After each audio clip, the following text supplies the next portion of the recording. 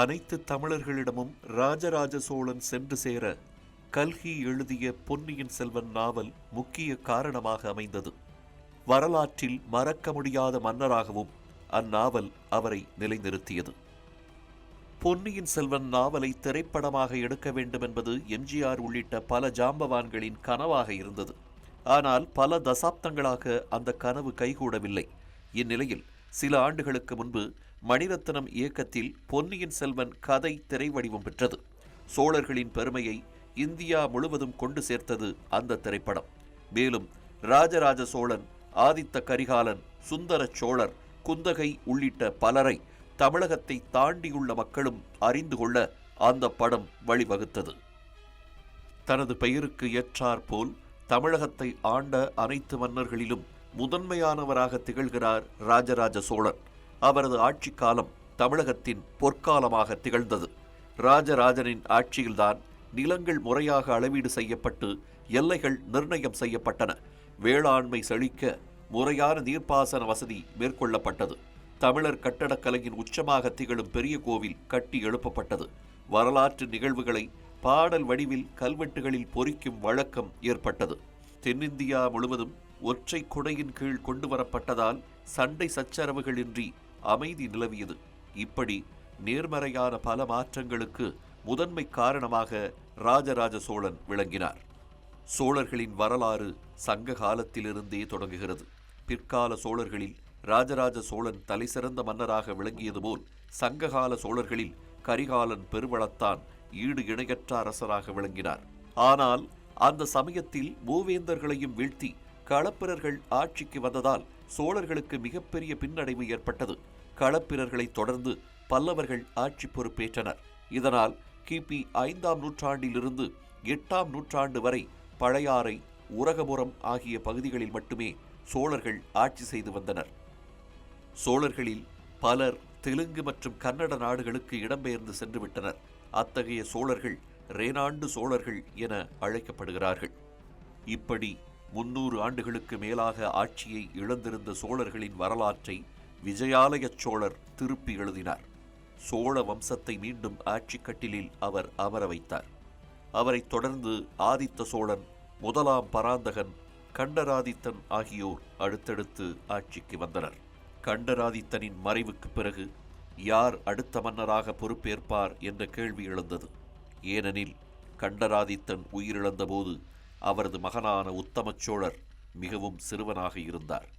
எனவே கண்டராதித்தனின் சகோதரர் மகனான சுந்தர சோழர் ஆட்சி பொறுப்புக்கு வந்தார். அவருக்கு 2 மகன்கள் இருந்தனர். ஒருவர் ஆதித்த கரிகாலன், மற்றொருவர் அருண்மொழிவர்மன். இவர்தான் பிற்காலத்தில் ராஜராஜ சோழன் என அழைக்கப்பட்டார். சுந்தர சோழர் அரசராக பொறுப்பேற்றவுடன் அவரது மூத்த மகனான ஆதித்த கரிகாலன் இளவரசராக முடிசூட்டப்பட்டார். இதன் மூலம் சுந்தர சோழருக்கு பிறகு ஆதித்த கரிகாலன் மன்னராக பொறுப்பேற்பதற்கான வாய்ப்பு ஏற்பட்டது. இந்த சூழலில்தான் ஆதித்த கரிகாலன் மர்ம நபர்களால் படுகொலை செய்யப்பட்டார். அவரை யார் கொலை செய்தார்கள் என்பது இன்று வரை மர்மமாகவே நீடிக்கிறது. ஆதித்த கரிகாலன் இறந்த சில ஆண்டுகளில் சுந்தர சோழரும் காலமானார்.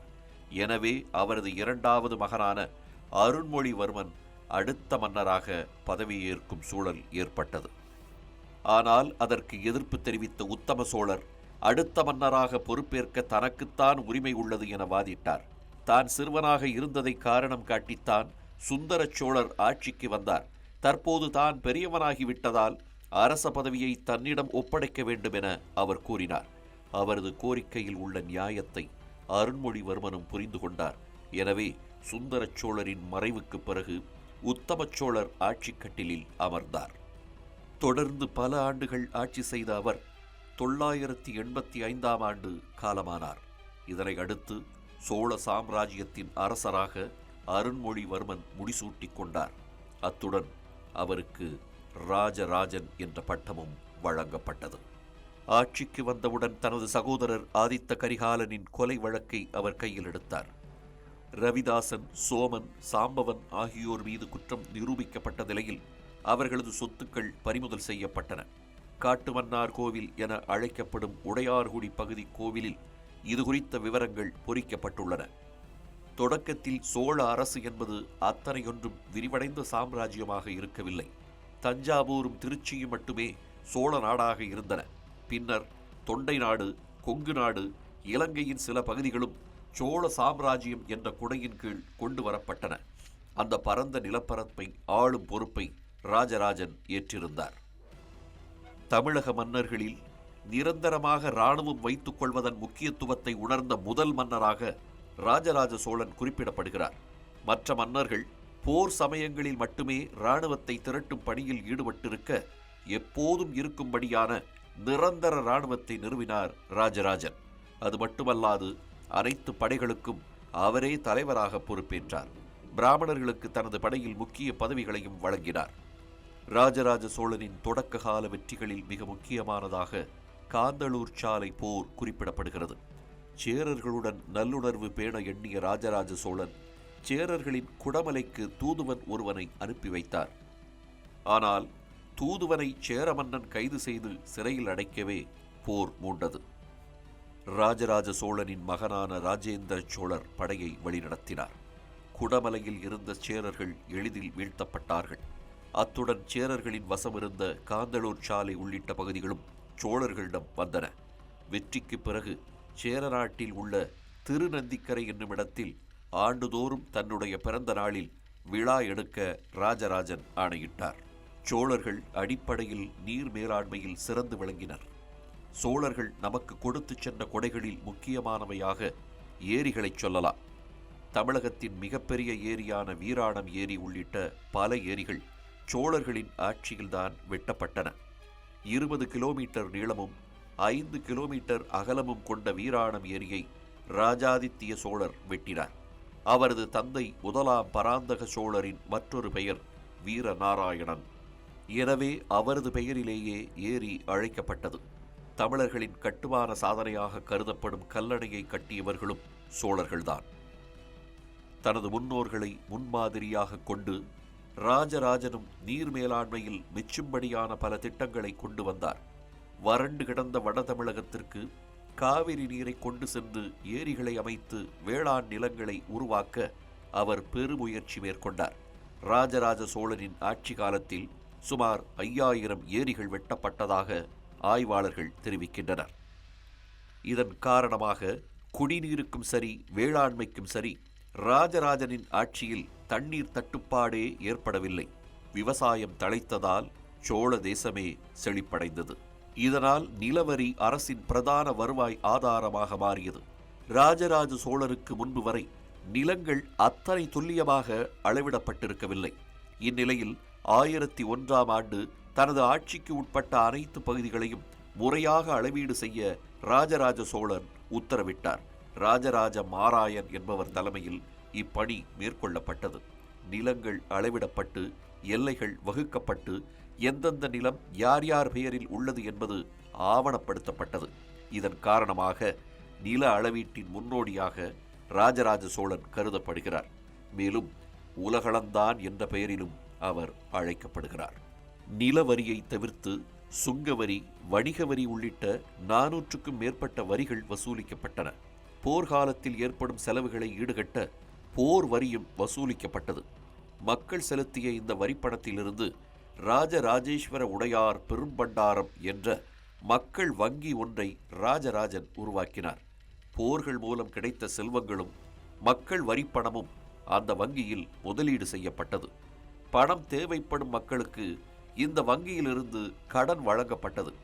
வாங்கிய கடனுக்கு மக்கள் 12.5% வட்டியை செலுத்தியதால் அரசு கஜானாவும் நிறைந்தது. இவ்வாறு ஒருபுறம் ஆட்சி நிர்வாகத்தில் கவனத்தை செலுத்திய ராஜராஜன் மறுபுறம் தொடர்ந்து போர்களிலும் ஈடுபட்டு வந்தார். சேர நாட்டை கைப்பற்றிய அவர் அதனைத் தொடர்ந்து ஆந்திரா மற்றும் கர்நாடக பகுதிகளை கைப்பற்றினார்.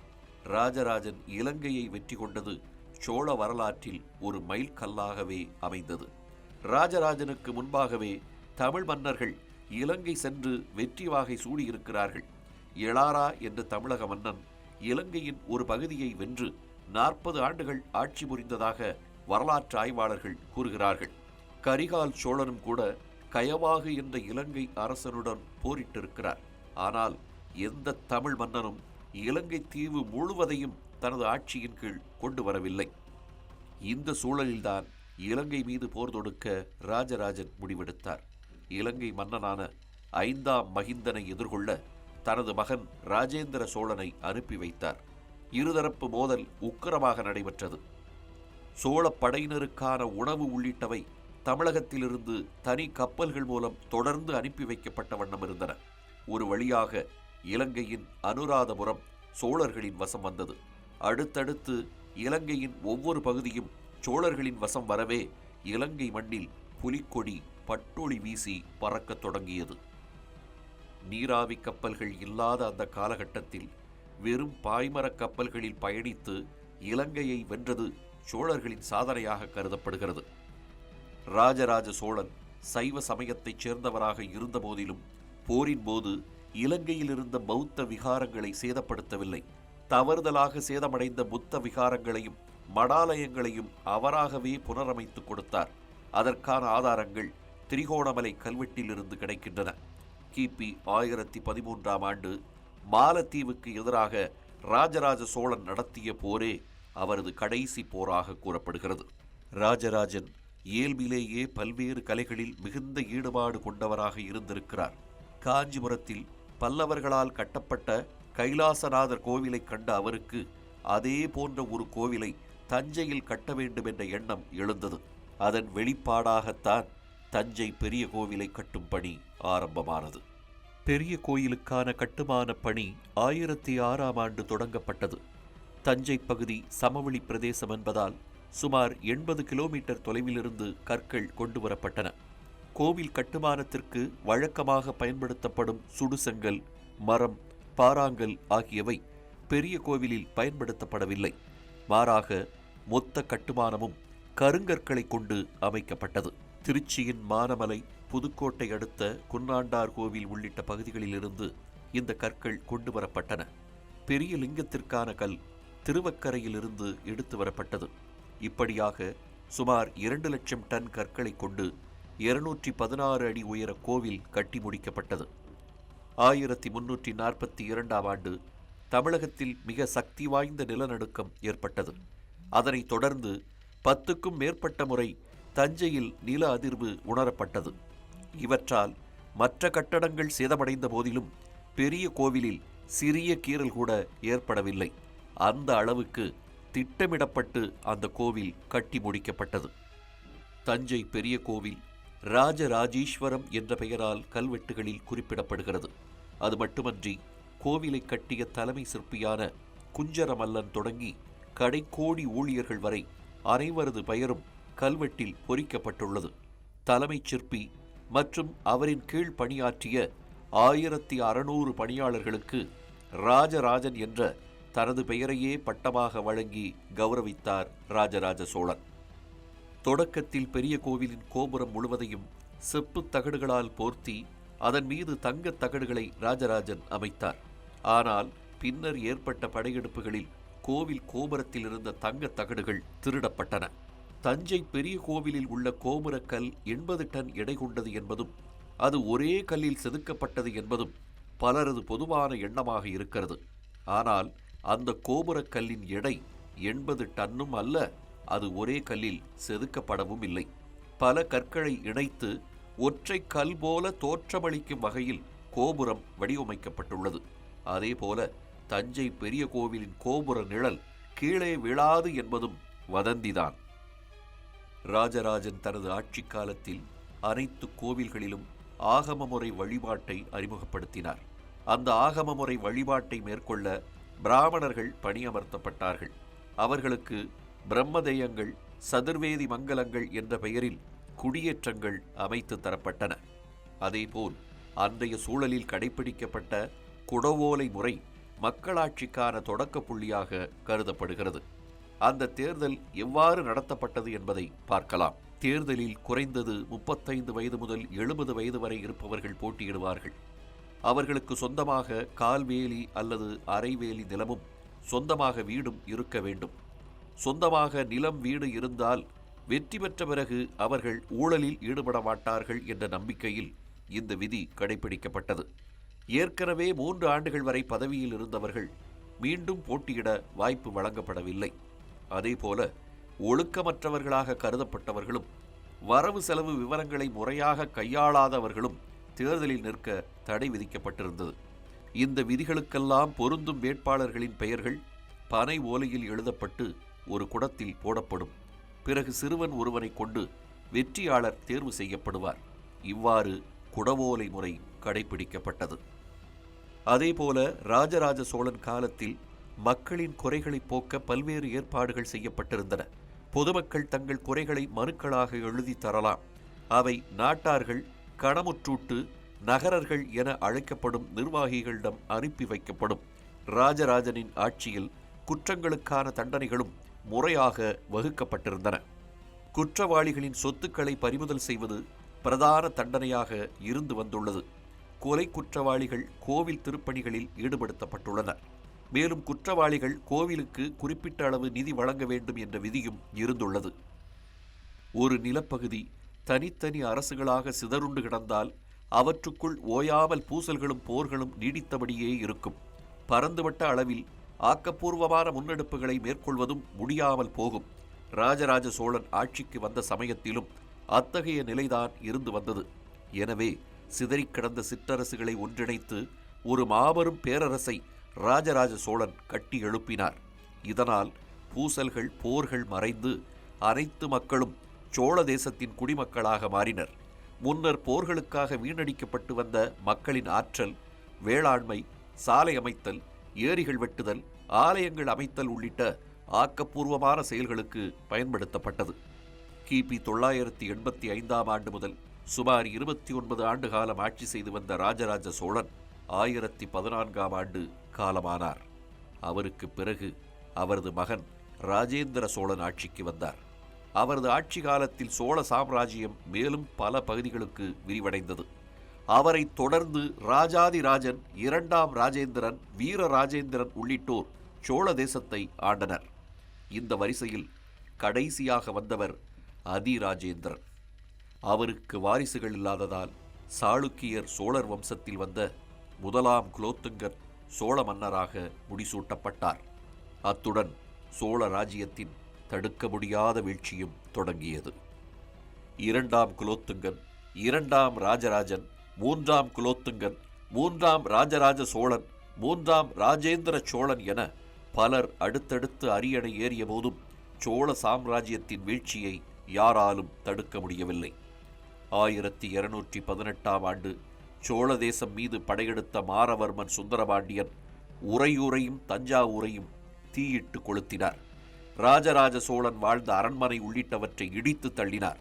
மேலும் ராஜராஜனின் அரண்மனை இருந்த இடத்தில் கழுதையை கொண்டு ஏர் உழுது அவர் வரகை விதைத்துவிட்டு சென்றதாகவும் கூறப்படுகிறது.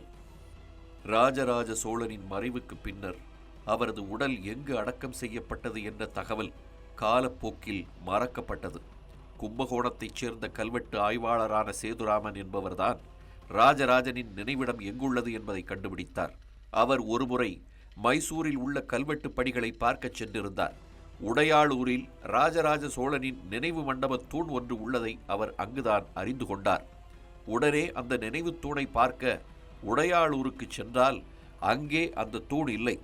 அருகே உள்ள பால்குளத்து அம்மன் கோவிலை புதுப்பிக்கும் பணி நடைபெற்று வருவதாகவும் அதற்கு தூண் ஒன்று தேவைப்பட்டதால் உடையாளூரில் இருந்த தூண் எடுத்துச் செல்லப்பட்டுள்ளதாகவும் அவரிடம் தெரிவிக்கப்பட்டது. இதனை கேட்ட ஆய்வாளர் சேதுராமன் பதறி போய் சம்பந்தப்பட்ட கோவிலுக்கு சென்று ராஜராஜ சோழன் தொடர்பான நினைவு மண்டப தூணை மீட்டார். நினைவு தூண் மீட்கப்பட்டாலும் ராஜராஜ சோழனின் நினைவிடம் எங்குள்ளது என்பதில் ஆய்வாளர்களிடையே மாறுபட்ட கருத்துகள் நிலவி வருகின்றன. தஞ்சாவூரில் இருந்து சுமார் 32 கிலோமீட்டர் தொலைவில் உள்ள உடையாளூரில் அவரது நினைவிடம் உள்ளது என்பது பலரது நம்பிக்கையாக இருக்கிறது. ராஜராஜ சோழனின் நினைவிடத்தை மட்டுமல்ல, பல நூற்றாண்டுகளாக ராஜராஜ சோழனையே மக்கள் மறந்து போயிருந்தார்கள் என்பது இந்த இடத்தில் பதிவு செய்ய வேண்டிய கசப்பான உண்மை. ராஜராஜ சோழன் குறித்தும் அவர்தான் தஞ்சை பெரிய கோவிலை கட்டினார் என்பதும் 19ஆம் நூற்றாண்டு வரை பலருக்கு தெரியாமல் இருந்தது. பெரிய கோவிலை அவர் கட்டினார், இவர் கட்டினார் என பலரும் பலவித கதைகளை தெரிவித்து வந்தனர். G.U. போப் எழுதிய நூலொன்றில் காடுவெட்டி சோழன் என்ற மன்னர்தான் தஞ்சை பெரிய கோவிலை கட்டியதாக குறிப்பிட்டுள்ளார். அந்த அளவுக்கு அக்கோவிலை யார் கட்டினார்கள் என்பது ஒரு மர்மமாகவே நீடித்து வந்தது. இந்த சூழலில்தான் 19ஆம் நூற்றாண்டின் மத்திய பகுதியில் இந்திய தொல்லியல் துறையில் கல்வெட்டியல் துறை உருவாக்கப்பட்டது. யூஜின் ஜூலியஸ் தியோடர் ஹல்ஸ் என்பவர் அத்துறையின் ஆய்வாளர்களில் ஒருவராக நியமிக்கப்பட்டார். பல்வேறு பகுதிகளுக்கு பயணம் செய்த அவர் பல கல்வெட்டுகளை படித்து ஆவணப்படுத்தினார். அவர்தான் பெரிய கோவில் கல்வெட்டுகளை படித்து ராஜராஜ சோழன்தான் அதனை கட்டினார் என்பதை அறிவித்தார். 1892ஆம் ஆண்டு வலையத்தூர் வெங்கையா என்பவர் பதிப்பித்த தென்னிந்திய கல்வெட்டுகள் என்ற நூலில் இந்த தகவல் ஆதாரபூர்வமாக வெளியிடப்பட்டது. தஞ்சை கல்வெட்டில் உள்ள பாண்டி குலாசினி வலநாட்டு தஞ்சாவூர் கூற்றத்து தஞ்சாவூர் நாம் எடுப்பிச்ச திருக்கற்றளி ஸ்ரீ ராஜராஜீஸ்வரம் என்ற வரி பெரிய கோவிலை ராஜராஜன்தான் கட்டினார் என்பதை தெளிவுபடுத்தியது. அதன் பிறகு ராஜராஜ சோழன் குறித்த ஆய்வுகள் வேகமெடுத்தன. அவர் தொடர்பான கல்வெட்டுகள் ஆராயப்பட்டன. இவ்வாறாக வரலாற்றில் ராஜராஜ சோழனின் மறு வருகை நிகழ்ந்தது. ராஜராஜனின் வரலாறு என்பது சோழர்களின் வரலாறு மட்டுமல்ல, அது தமிழர்களின் வரலாறும் கூடத்தான். அதேபோல் ராஜராஜன் செய்த சாதனைகள் தனிப்பட்ட மன்னனின் சாதனைகள் அல்ல, ஒட்டுமொத்த தமிழினத்தின் சாதனையும்தான்.